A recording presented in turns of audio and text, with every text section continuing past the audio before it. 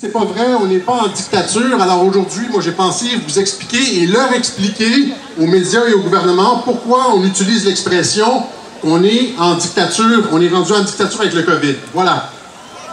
Alors, il y a plusieurs raisons, mais les raisons principales sont les suivantes. Premièrement, on sait que les données statistiques à l'appui, que le virus n'est pas plus dangereux que la grippe et le rhume. Or, le gouvernement et les médias, contre toute preuve scientifique, s'entêtent à nous vendre l'idée d'un virus mortel. Contre toute preuve scientifique!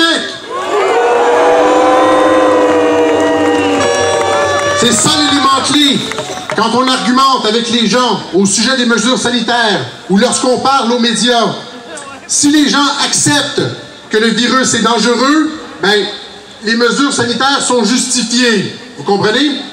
Alors que si le virus n'est pas dangereux, ben dans ce cas-là, les mesures sanitaires sont injustifiées et tyranniques. L'élément clé, c'est la dangerosité du virus. Et quand on regarde ailleurs dans le monde, en Suède, en Russie, en Chine, etc., on se rend compte que c'est pas un virus dangereux. Deuxièmement, on essaie de nous vendre depuis un mois une fantomatique deuxième vague qui ne repose sur rien de scientifique, elle non plus.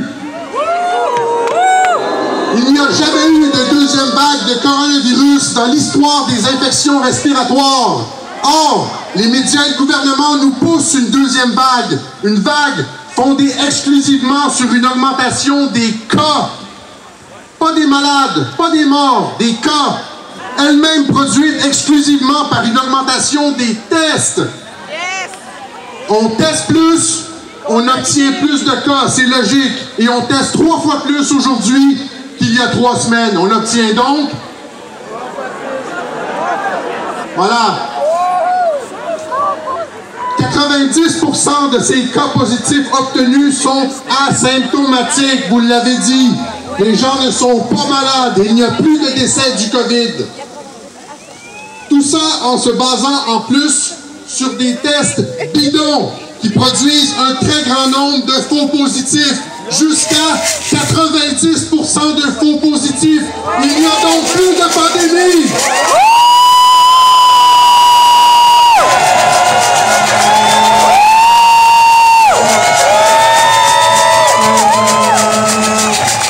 Il me semble que c'est clair que le gouvernement a un agenda qui n'est pas la santé publique et que le gouvernement a tout intérêt à maintenir la peur dans la population afin de retenir le contrôle politique qu'il détient actuellement. Mais les choses sont en train de changer.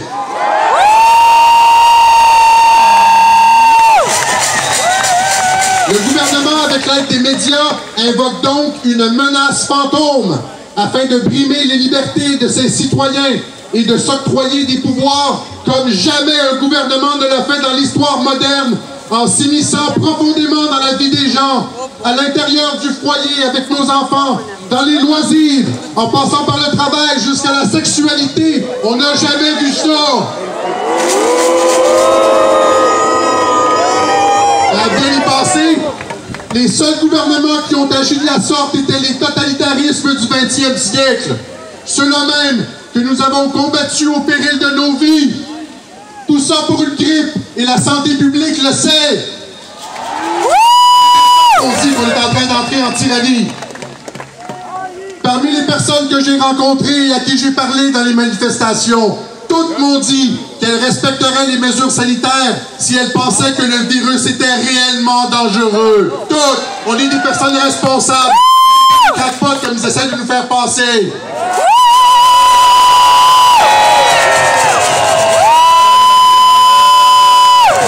Mais le désaccord survient lorsque les gens réalisent qu'on essaie de nous faire avaler ces mesures totalitaires sans justification valable, en nous mentant et en nous manipulant à travers les médias. C'est non!